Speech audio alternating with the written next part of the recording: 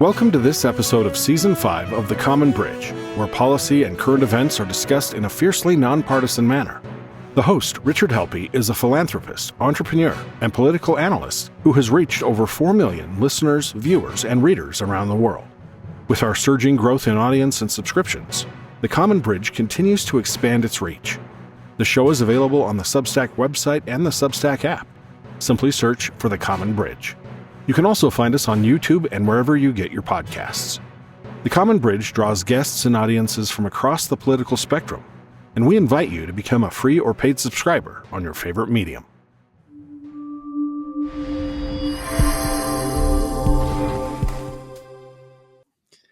Hello, welcome to The Common Bridge. I'm your host, Rich Helppie. We've got a very fascinating guest today, Chris Bray.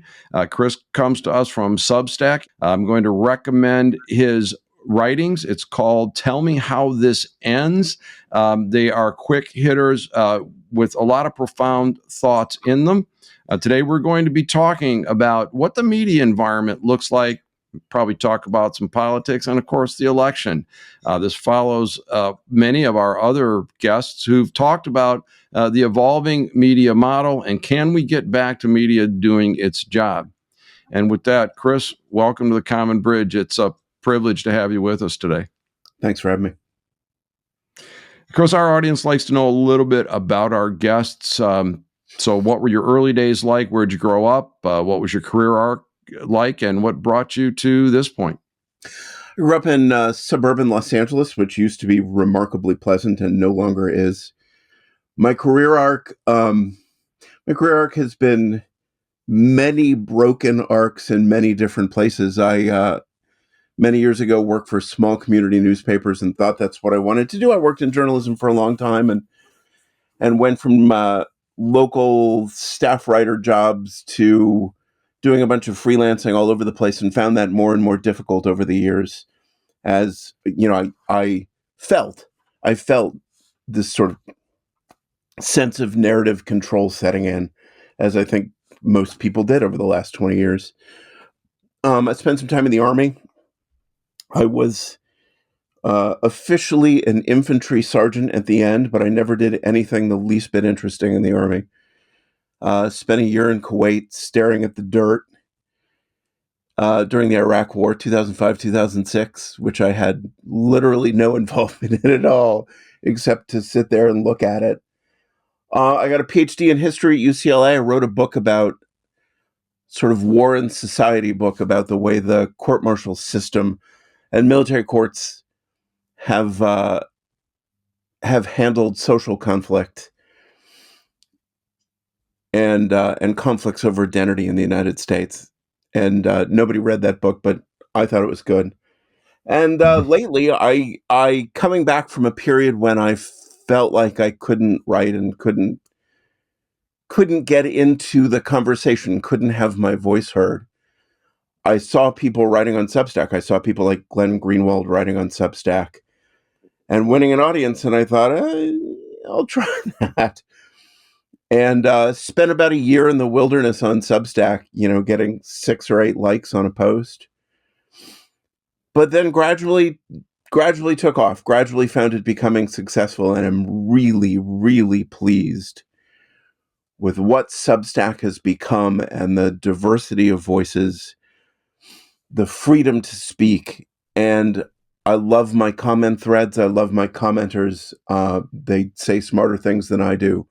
I love the openness of our discussion. And one of the things I love about Substack, like people say horrible things in the comment threads. They say horrible things about me sometimes. I've been in, disgusting idiot many times.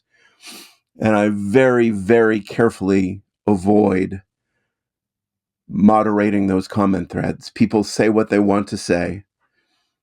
And I've argued for years that offensive or stupid comments or poor discussions or things that are inappropriate to say are useful because they tell us what people are thinking. They tell us what conversation is going on. So finding a platform where people can speak after many years for me of seeing platforms where it was harder and harder to speak, I'm feeling really grateful for these days just for the conversation. I share your sentiments. And prior to Substack becoming Substack, we were on many podcast platforms, Twitter before it became X, and elsewhere. And we could see how we were getting channeled down. And I brought a number of guests on, ML Emmerich, Kevin Allen, Matt Taibbi, Thomas Frank, and others that were all sounding the alarm, Joe Ferrullo, about the narrative-driven things passing for news at a time when the public was still expecting honest, clean reporting.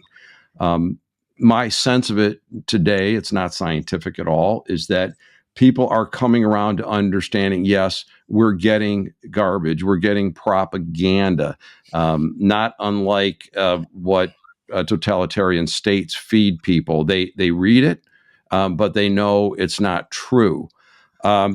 This past weekend, we had a great example. I don't know if you've seen any of the video on Martha Raddatz talking with vice presidential candidate JD Vance about the Venezuelan gangs in Aurora, Colorado. Yeah. It was jaw-dropping. Yeah. Where apparently there is an acceptable level of Venezuelan gangs taking over apartment buildings, was the takeaway. Right. The thing Martha Raddatz did that I wrote about that because there were so many things about that conversation that in just a few minutes clarified where we are in such deep ways. And in addition to Martha Raddatz saying it is not true that Venezuelan gangs took over apartment complexes in Aurora, because they only took over a handful of apartment complexes in Aurora, right? You don't have cancer, you just have a little bit of cancer. In addition to that, absolutely bizarre framing. She kept doing this thing that I see happening more and more often. David Muir from ABC News. Yes.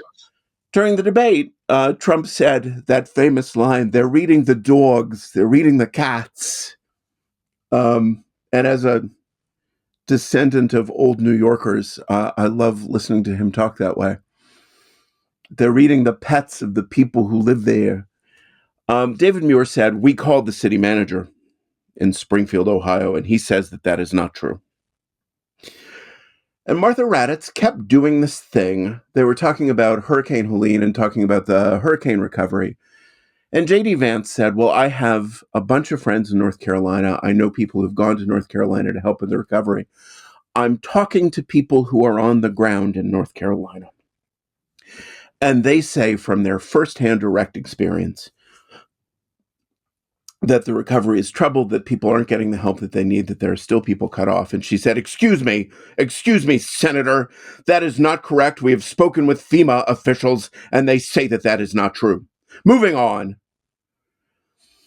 I see this happening over and over and over again, that the news media, what's supposed to be the fourth estate, what's supposed to be the institution that keeps other institutions honest, that's a critic of power, that as journalists like to say they do, that speaks truth to power.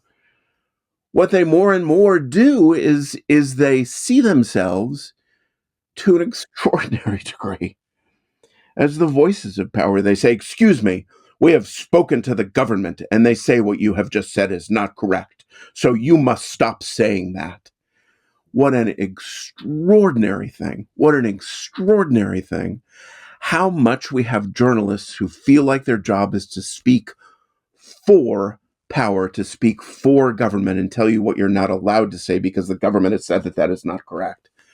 And people like Matt Taibbi talk about this all the time, and I think very successfully, but it is a cultural cancer. It is a cultural sickness that is destroying us. I want to talk briefly about something you said earlier, that about this rise of dishonesty in media.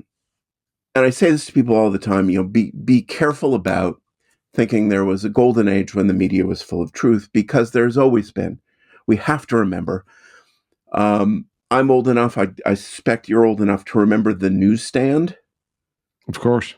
Where you walked in and there were thousands of titles thousands of titles, and they had the special news rack with this sort of mimeographed Trotskyite and Bircher newsletters, and then a dozen titles of sort of center left to far liberal, the American Prospect and the New Republic and the Nation and Mother Jones, and on the right, Reason being libertarian and the American Conservative being paleocon. There have always been in America a great diversity of voices. There has always been in America an argument about ideology and ideological priors that acts like a discussion about fact. We've always had that great diversity of voices and that great argument. And I think print culture is not significantly different than internet culture and social media. It just took a different form. What's different about now is this emergence of Martha Raddatz saying, "Excuse me, sir, that is not what the government says. Stop talking." What's different is this extraordinary emergence of narrative control. And John Kerry sitting in Davos saying, "Oh, this First Amendment, it's a huge problem because it keeps us from hammering the wrong voices." Well, I find Kerry. Let me tell you, I find John Kerry particularly interesting and particularly troubling on a couple of fronts.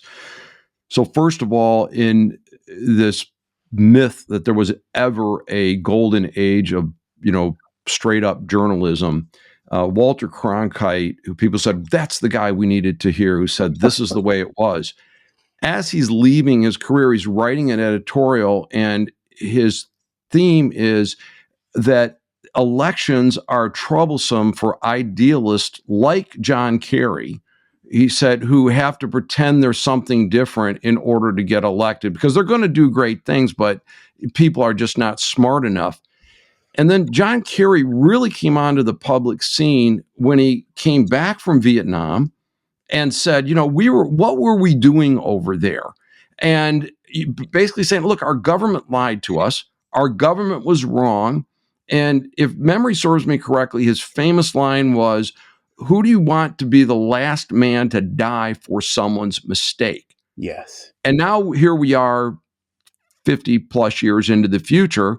And he says, no, the government is the source of truth. How does he reconcile that? Didn't John Kerry throw his medals over the White House fence?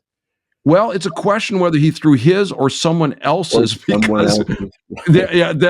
was the question. Was I don't remember how that actually resolved, but apparently there were medals being thrown that he hadn't been awarded, and that maybe he still kept his. So, but that indeed there is footage of him testifying in front of a Senate committee, I believe, about Vietnam, and highly critical of the government and the military, and today saying, no, we have to use the government and probably the military to quash dissent. And on this Martha Raddatz story, Rolling Stone spin is, the Republicans are complaining that the fact checking is nitpicking and leaving out entirely the fact that that Vance said to her, are you hearing yourself? Yeah. This. And by the way, we have in Oakland County, Michigan, just outside Detroit, there has been organized gangs of South American criminals that have found ways to jam home security systems and targeting, high net worth houses and robbing them. Yeah. So this is not an isolated, one thing happened in one city. But who's reporting on that? Right. There are robbery crews in very wealthy neighborhoods in Los Angeles. There is a growing disorder that people are feeling in their homes, and if the government says that's not true, you're not supposed to notice it. We have in Los Angeles, we have this long-running, and in California in general, we have this long-running discussion about homelessness, where the things you see with your own eyes are not true. When Gavin Newsom was the the mayor of San Francisco, he presented something like 15 years ago his 10-year plan to end homelessness in California. And 15 years later, we have a significantly larger homeless population. But we have the constant narrative about, we have to reject extremism, we have to reject disinformation, and recognize that we're solving these problems. Look, who are you going to believe, your own lying eyes or the government problem? Yeah, look, there's a popular left-wing legal analyst on MSNBC. She's been on my show before. Actually knew her prior. That wrote a book about disinformation, and it's hilarious because this same person, I don't want to give her any publicity, wrote a column in Time magazine way after all the facts were out that Christopher Steele of the Steele dossier fame had been hired by Republicans and Democrats. Not true. She knew that, it was the DNC and the Clinton campaign hired Perkins Coie, who hired Fusion GPS, and then Reynolds hired Steele, and Steele got his information from one source, and it fed back up the chain. And that's where the money went, but we don't hear about that anymore. But I think it's funny that you have a person like that teaching law school, by the way, and telling people that disinformation is coming from elsewhere. But look, on the Common Bridge, we try to stay and understand both sides. We are looking for a guest to come in and defend what some might call censorship on the social media platforms. And to date, we've not been able to find anybody willing to step up and say, we think that the fake reporting about Donald Trump and prostitutes urination is a thing that was good. And we don't find anybody yet willing to come in and say, tamping down the story about the damaging information on Hunter Biden's laptop, that was a good idea to suppress that. Can't get anybody to defend those stories as of yet. But Chris, as a person deeply involved with this, two questions, because it may have the same answer. But one is, where can people go for good journalism today? And what can we do to change the business model of this vast established media ecosystem? Before I answer those questions, I want to just give one more example of what you were talking about from this weekend, which is that Kamala Harris, for whatever reason, this weekend decided that a winning campaign would be to say that Donald Trump is going crazy and falling apart, and he's an old man and he's senile and he doesn't even make sense anymore. And she gave the speech where she said, and is that why his campaign is hiding him away and doesn't want him to appear in public at all?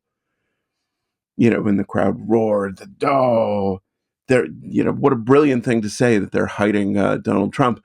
He did multiple campaign rallies this weekend. He's done significantly more interviews than she has. He's done much longer interviews than she has.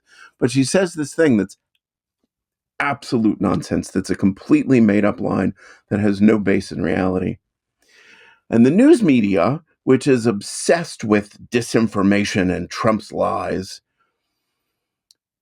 carried the speech and repeated it. And we had people like Joe Scarborough retweeting her speech and saying, what a great point, they're hiding Donald Trump away.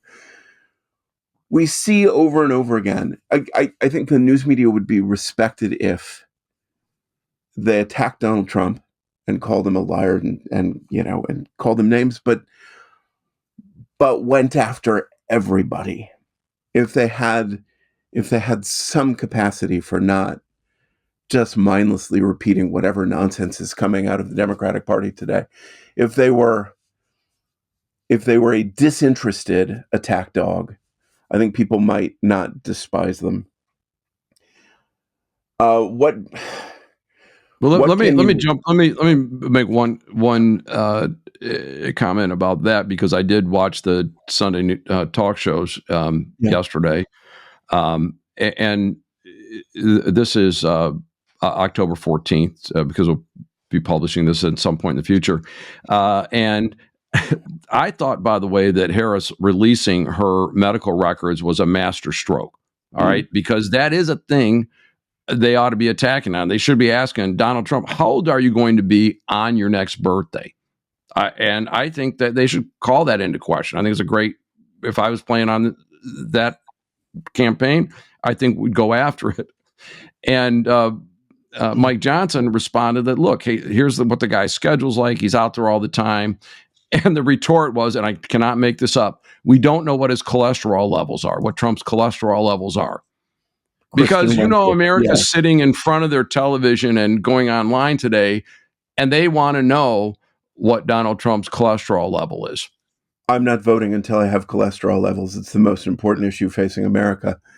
It's a desperate searching about for something to use against Trump that will work. And when you see them doing that, you see that they're being partisan advocates for one side. They are not reporting truth without fear or favor. They're serving the Democratic Party, and it's really depressing to see them do it. For them to notice what they're doing to themselves.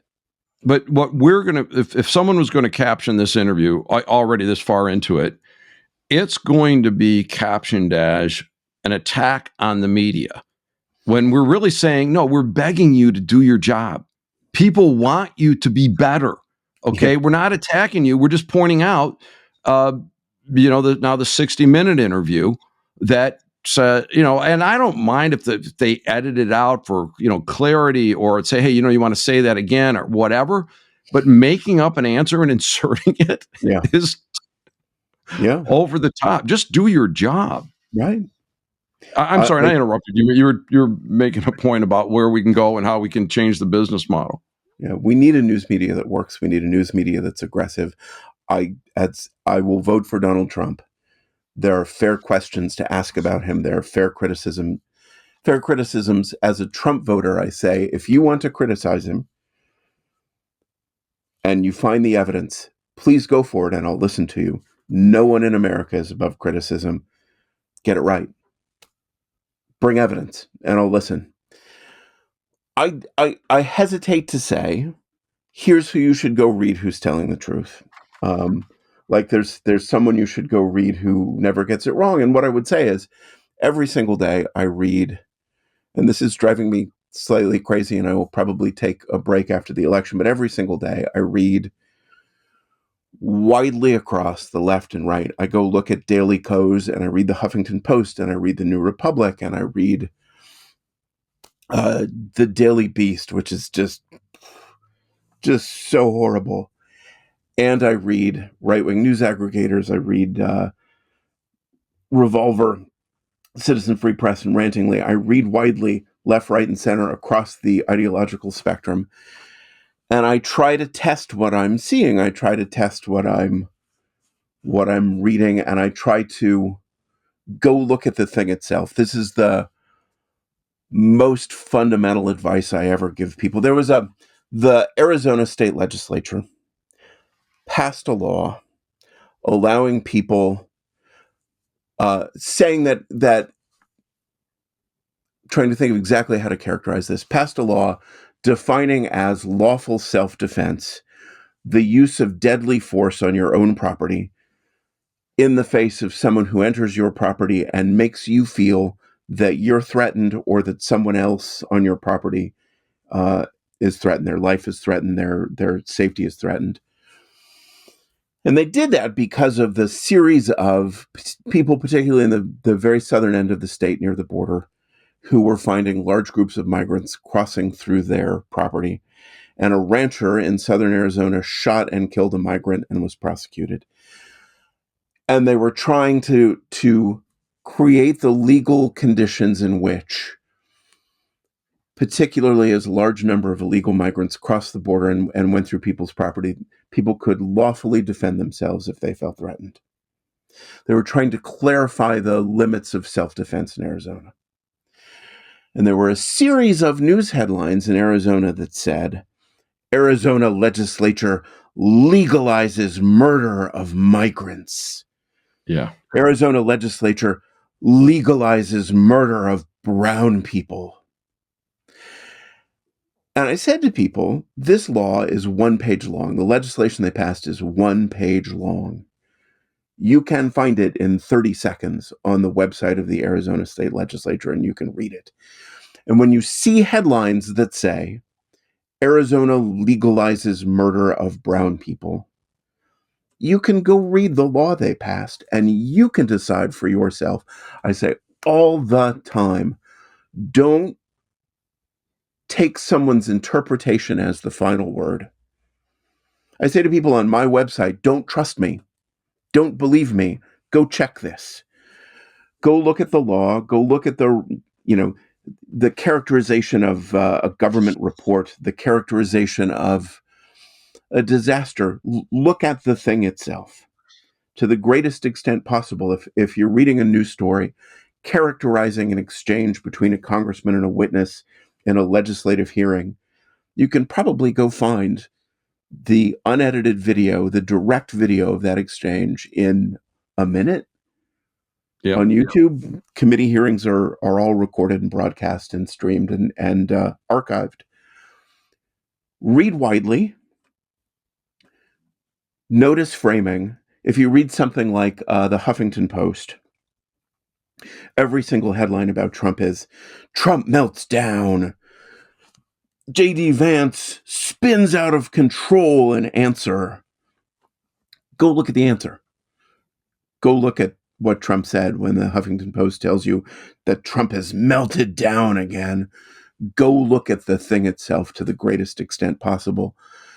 And the one miracle of the internet is disintermediation, the cutting out of the middleman. The one miracle of the internet is that you can go find the law yourself sitting in your living room in less than a minute. You can go find the discussion sitting in your living room yourself in less than a minute. Don't just rely on the news and what people tell you. Go look at the thing itself. How do we change the business model? I think the business model is being changed. I think the Los Angeles Times has had a long series of layoffs. The Washington Post has had a long series of layoffs. CNN has had a long series of layoffs. CNN started a streaming service and said, we're going to charge for this. And like a month later, 6 weeks later, it collapsed because no one in a country of 330 million people will pay for CNN. Imagine paying money for CNN. I think the business model is collapsing, and I think people who lie for a living and propagandize for a living are seeing the consequences of making those choices. I think the correction is coming, but it may be a while in coming. The changes in what I still call Twitter, and will always be Twitter. Yes. The changes in Twitter are very important. People lie on Twitter. Yeah. People say dumb things on Twitter. People spread misinformation on Twitter. If you read carefully and you read critically, you can identify there's a person on Twitter now saying that he has devastating information about Tim Walz and the way he behaved with a young child who was a student of his. And he's been saying for a week, I'm about to reveal all the information. When you see someone saying, I have devastating information on someone, and someday I'll tell you what it is. Yeah. Yeah. Have a And go I'm the only person that got it. Okay. And I alone cracked this case. I have it, yet I'm going to sit on it. Yeah, I've seen those. Right. It's like, okay, next. We've seen a number of those, but you talk about Twitter like rando, and the most important political story of the year, some person happened to randomly contact me and say, I have all the information about this. Brown Goat 2277 at Twitter. That's the person they reached out, the whistleblower reached out to. Yes. Yeah. But there's good content on Twitter. There's good content on Substack. If you look for the way people present evidence, look for the way people present evidence. If someone tells you, I have information that proves that Tim Walz did this horrible thing, do they show you the information? Right. And what that group of people is doing, they're playing into this environment that's been created that would say, okay, let's be blunt about this. CBS, ABC, NBC, CNN, New York Times, LA Times, etc. If they had that story, what would they do with it? Yeah. And so someone's saying, hey, you know what? We can just make one up because people understand. But you know something, Chris, that Fox really pioneered this. All right, that they took a decidedly different view, and they did it to run up audience. They picked their audience. They fed the audience what the audience wanted. They fed it all the time. They're still up to that. And I was told people never watch Fox after 7 p.m. Right, and Wow. I don't even know where you start now, where you drop it off. Remember, we had Hannity and Combs. You had Yeah. right and left wing. I always thought that Alan Combs. I always said he was the Washington Generals of the a cable news network. For those of you that were old enough to remember that, but you know, Fox is the one that started it. You know, MSNBC picked up on it, and then you look at the New York Times. They look like they're covering a story, but they leave out critical elements. Yeah. And the people that only get their news from that, they believe the New York Times. So, Yeah. I mean, this is not like a left wing, right wing thing. This is a broken media in the middle. Yes, or not so much. It is a broken media. It's not a left wing, right wing thing. But I would say, among the many things I would say that I don't think left and right are working for us that well right now. Indeed. I don't think those terms describe what we've usually taken them to mean. I think the left now is Liz Cheney campaigning with Kamala Harris. So what is the left? You know, Dick Cheney saying Donald Trump is the most dangerous man in our history. I don't know that we have a left and a right now. I think we have something like a court party and a country party, to use, you know, old terms that historians have used to describe the party centered around power and the royal court, and the political center, and the parties, you know, centered around the periphery and the provincials, the people who are not part of the insider political circle. I don't know that we have a left and right now. I think we have a inside and outside. I think the inside takes a bunch of power that we have regarded as being in opposition to other forms of power, and has married them all together. Something like the Affordable Care Act, in which we used government power to say that you have to buy a private corporate product, or Operation Warp Speed, that used government money to fund private corporate research and development on a product that the government then mandated, that the government used public funds to buy, and in buying it created a private corporate profit. There are all of these relationships in society that we use to say, this is what left is, and this is what right is. The private sector versus the public sector, corporate power versus state power. And I think those boundaries are collapsing. I think all of those things are muddling together. And I think in that context, it becomes very difficult to talk about left and right. I think we have an insider party and an outsider party. And I would concur with that, in that when we bring people on that are inside the Beltway, their perspective of what they think is important, and from, you know, where I sit in the Great Lakes area, what people that I hear think are important. And you know, one of the things you're going to see coming again in this election in several weeks, they're saying, "Oh, we have the endorsement of the UAW," and it's like, no, you don't have the UAW. You have the UAW leadership. You don't have the rank and file, and you're seeing the reactions to that right now. And when you talk about Operation Warp Speed, you have people that were far left anti-corporate, anti-government people all of a sudden celebrating everybody needs to get this injection from Pfizer. It just of one of the three. I covered that story extensively. I have a fairly deep background in healthcare, mostly through the IT and business side. And, the vaccines seem to be our best option. But if you listen about what you're not hearing today, you're not hearing any definitive study that said they worked. All right. Where you would want to be trumpeting that from the mountaintops, and all the data I've looked at suggests that this could have just been a virus that went through its normal course of what every virus does, is that it gets less lethal and more quickly spread because it wants to live. And eventually it just becomes pervasive, which is where we're at right now. I think what happened during the pandemic is the clearest example of what's happening to us in general.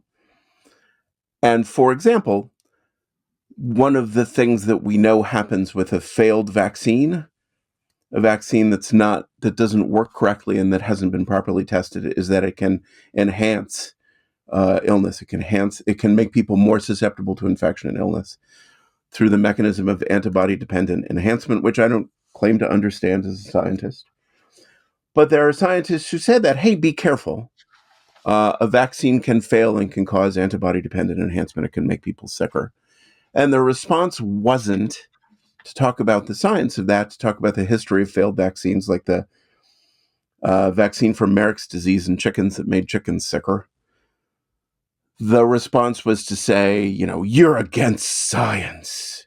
Mm-hmm. You don't believe in science. There was a panel discussion that Anthony Fauci did, I think in Davos, if I remember correctly. And the moderator on that panel said to him, Dr. Fauci, we have so many people who don't believe in science. What do we do about these unbelievers? And to talk about science, but say that there are unbelievers, to speak in the language of kind of faith healers and tent show evangelists, while you're in theory talking about the scientific method, I thought was one of the most telling exchanges we've had in the last decade, that there was a rational discussion to be had. There were many rational discussions to be had about does strapping a piece of paper to your face stop a virus from spreading? When you go to restaurants and you wear a mask to walk to your table, but take off your mask at the table, what's the science behind that? There were a bunch of rational discussions to be had, focusing on evidence, that were coded as being an unbeliever. Yeah, being mean. The absolutism is what I find troubling. And I think the pandemic gave us some great examples, and it should have started with, let's tell you what we know, why we believe we know that at this point in time in this place. Okay? And what we don't know. And what we don't know, or what's to be revealed. But to say, well, today we've got it 100% figured out, and we're going to shut down anybody that says anything different, which is exactly what they did. And in recent days, after the hurricane in Western North Carolina, I have some relatives up in that area. One is telling me, hey, we're not getting any response. He's called law enforcement, and they're saying, the not-for-profits and the churches are delivering aid, but that's what we're getting.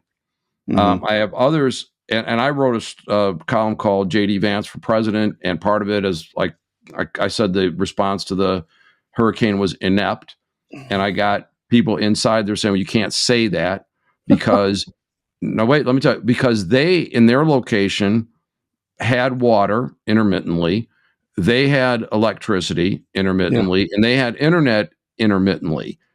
And I said, well, okay, great.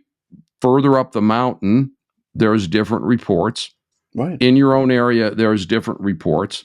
So they were reporting as an absolutist. What it's like me looking out my window and going, it never snows here because I don't see any snow out there right now, right? Therefore, there is no And snow.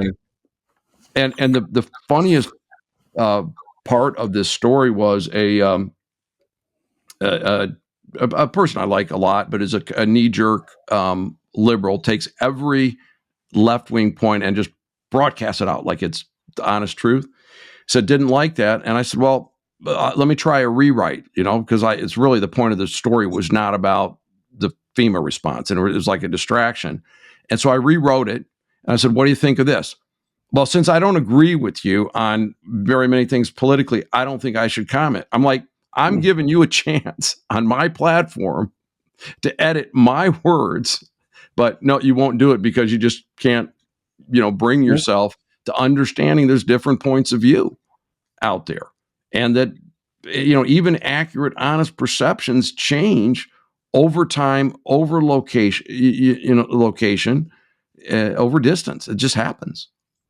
I was watching people on Twitter, on what I still call Twitter, saying, well, I'm in Asheville and I see FEMA officials here. It's a lie that FEMA isn't responding appropriately to this hurricane. If they're in Asheville, they must be in, every small town in North Carolina. And also, the other good reporting would be, here's the role of FEMA. Here's what we're here to do. Mm-hmm. Here's where we need the National Guard, or in this case, the active military. This is what their job's going to be. Here's what the state agencies are doing, and here's where you can help. All right. I mean, this isn't rocket science. It's just communication. But the notion that, FEMA is infallible is insane. And if you turn the clock back to Katrina, they were interviewing people in the Astrodome, and they were praising George W. Bush because they said, we got resources here. And remember, Bush said, you're doing a great job, Brownie. And the news tore him up. Like, we can't, that's not the story we want to tell. Okay. I don't know what the truth was because I wasn't there, and I don't really have any reliable reporting about it. I'd like to know. So as people criticized FEMA and said, I'm on the ground here and I'm not getting help. I'm in this small town in North Carolina and no one's showing up to help me. The Secretary of Homeland Security, who oversees FEMA, and the FEMA director, her name is Deanne Criswell and Alejandro Mayorkas. Yes. Their first response was to say, this kind of disinformation is unacceptable and this rhetoric is not appropriate and you need to stop talking this way. Their first response was not to say to people who were in crisis, who lost their homes, who were counting their dead, who were looking for missing family members, was not to say to those people, I hear your concerns. It's hard. It's complicated. There's a big disaster area. We're on the way. Hang in there. Their first response was to say, how dare you criticize us? Well, exactly. And when you take another story, take the attempted assassination of President Trump, or former President Trump in Butler, Pennsylvania. Yeah. And there were people out within hours saying it was staged. Okay. There were people dead, and then was he really wounded? Did he use a blood packet? Okay, how come his whole ear was? Show us the ear. Yeah. Now you were in the military, so you know what a .223 or a .556 would do on a a grazing wound, right? Particularly the 223. If they haven't said what kind of AR it was yet, it's not going to necessarily rip your ear off, depending on how. And I even had one of my very left-wing friends saying, well, we don't know if he got hit by a bullet or a bullet fragment. like, because they read it on reporting. Right. And I'm Gerald Posner is on this now too. He's a great investigative reporter.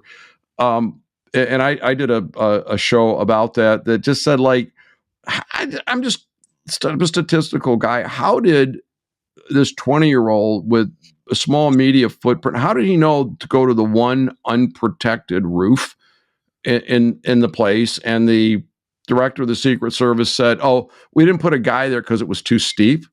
You know, why? Where's the media saying, "Wait a minute, we're calling bullshit here"? Yeah. That's what I Yeah. like about Substack too. I can say that. Chris, let's go through a little bit more. What else should we talk about relative to the media and what could fix it? And then I'd love to get your take on where we're at politically, particularly with the presidential election. Yeah. The single thing that fixes our broken culture, I have the magic solution.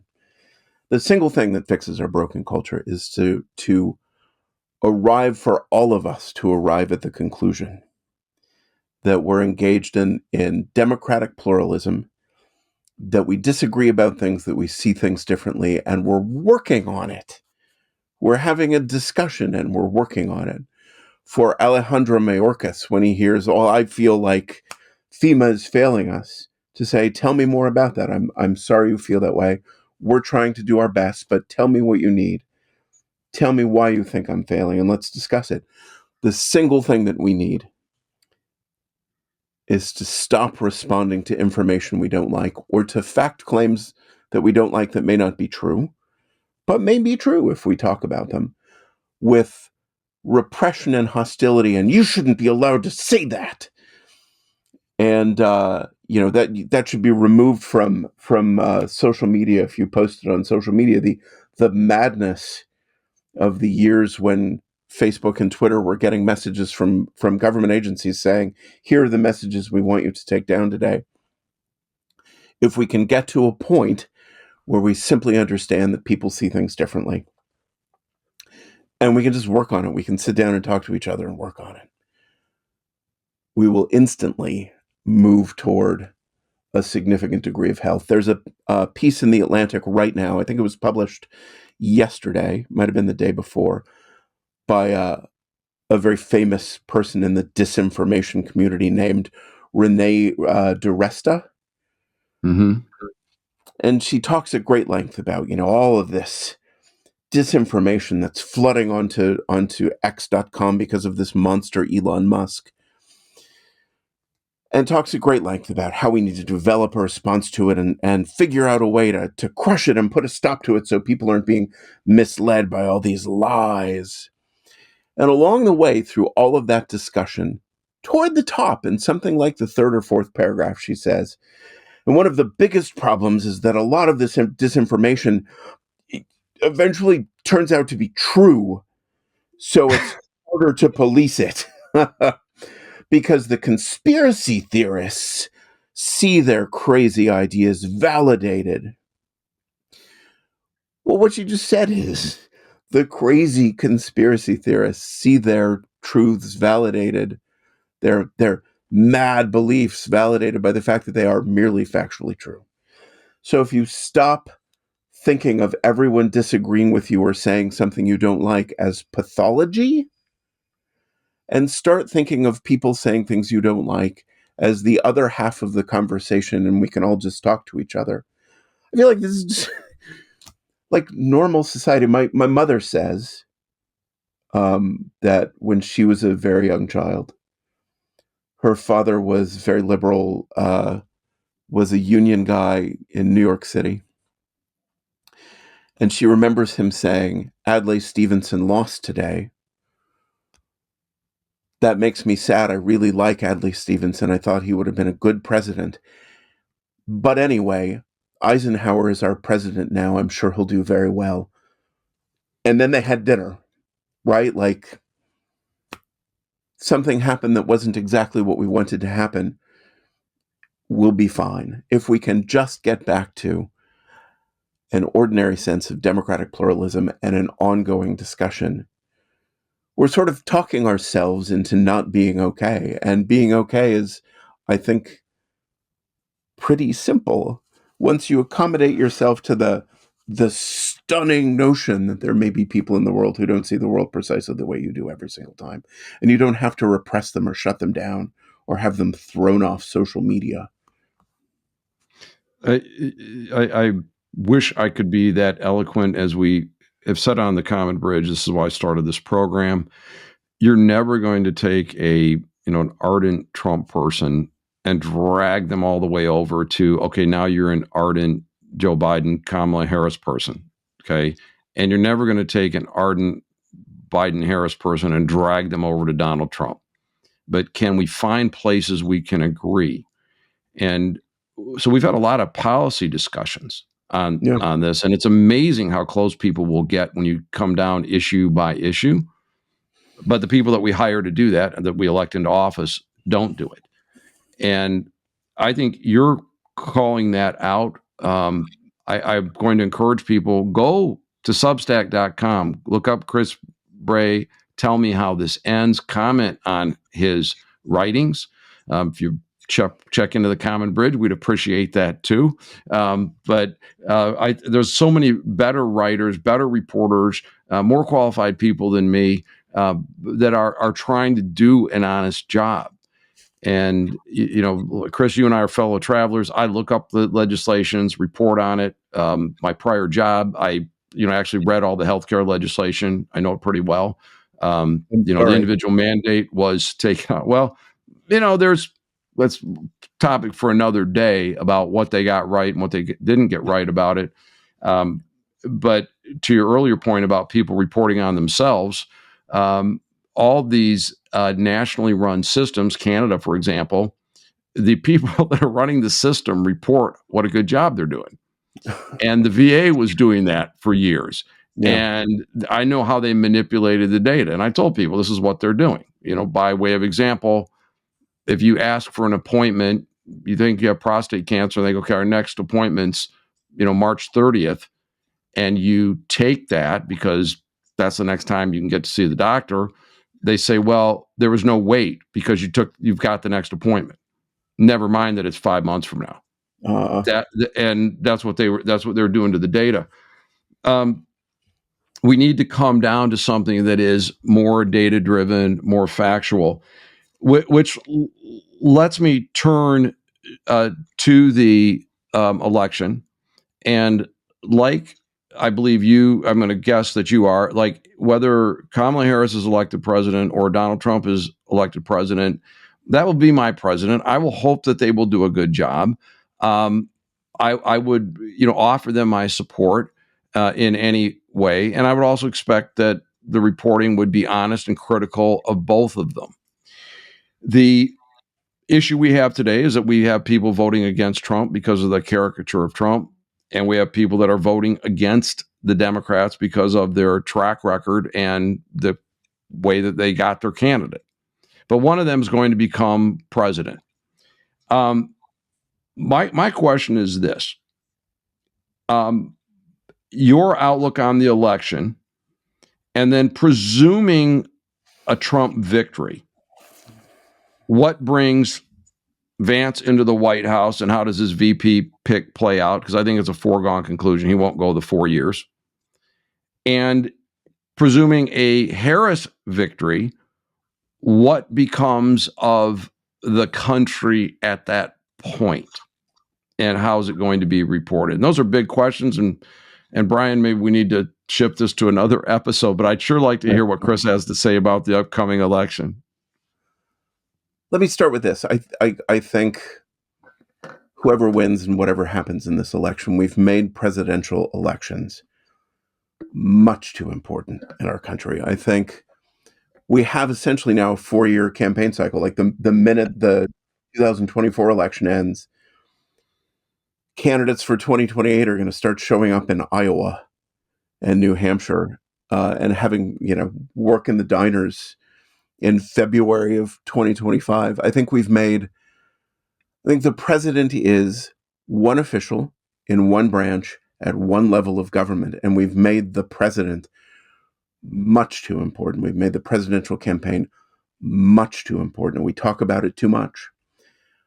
I think the things that are not working in our country have to be solved in our school boards and our city councils and our state legislatures and in our culture and at many other levels. And when we take all of our disagreements and all of our pathology, and we put them in the single basket of Trump, Trump, Trump, Trump, Trump, Trump, Trump, Trump, Trump, that we're distorting the question to begin with. I think cultures where the prime minister calls an election and 6 weeks later they have the thing, have a much healthier model. I think we simply talk about presidential elections and presidents way too much, and it obscures a bunch of other things we need to talk about. To the extent that we're doing that and we're stuck with it in this election. To me, voting for Kamala Harris represents a kind of cultural declaration that we're on the right track and what we're doing is working and we should stick with the status quo. And that to me is a terrible argument. I view Donald Trump as a flawed person who is a flawed president, who will not be anywhere near as flawed a president as the news media is making him. You know, the wannabe dictator who's going to be a Hitler figure. It's just absurd. The one about the constant refrain about Donald Trump is going to turn all the women into handmaids. It's all stupid. But for me, the single point or value of this election is a kind of cultural declaration about accepting or rejecting the status quo and seeing the country needs to change. Saying the country needs to change. So I don't perceive Donald Trump as the savior figure who's going to fix America. But to me, voting for Donald Trump this time is a culturally critical need and something that I can't wait to do. Chris, as we wrap up, any thing that we didn't cover that we should have, or any final comments for the listeners, readers, and viewers of the Common Bridge? I just, I've been watching the presidential election. I've been watching what we talk about, and we have an ongoing war that keeps being escalated and made worse. A war that keeps metastasizing in Ukraine, a war in Israel that's becoming more and more disordered, war between Israel and a growing list of other actors, Hamas, Hezbollah, effectively Iran, effectively Lebanon, and on and on and on. We have chaos all over the place. And when I see, for example, the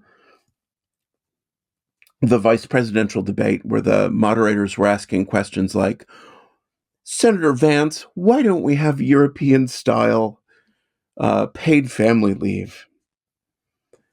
The thing you were talking about earlier, that people inside the Beltway don't perceive what's important to the country and don't discuss it. I think we need a dramatic reorientation so that we can begin talking about things that matter, which I think we don't do. I think we have a sort of endless noise in national media that doesn't reflect what's wrong and doesn't reflect what needs to be addressed. And I think a dramatic reorientation to the compass is long overdue, and I hope we have it. I share your hope, and I often quote Winston Churchill that Americans will do the right thing after we've tried everything else. So with our guest today, Chris Bray, Substack, Chris Bray, Substack.com. Tell me how this ends. This is your host, Rich Helppie, signing off on the Common Bridge. Thanks for joining us on the Common Bridge. Subscribe to the Common Bridge on Substack.com or use their Substack app where you can find more interviews, columns, videos, and nonpartisan discussions of the day. Just search for the Common Bridge. You can also find the Common Bridge on Mission Control Radio or your Radio Garden app.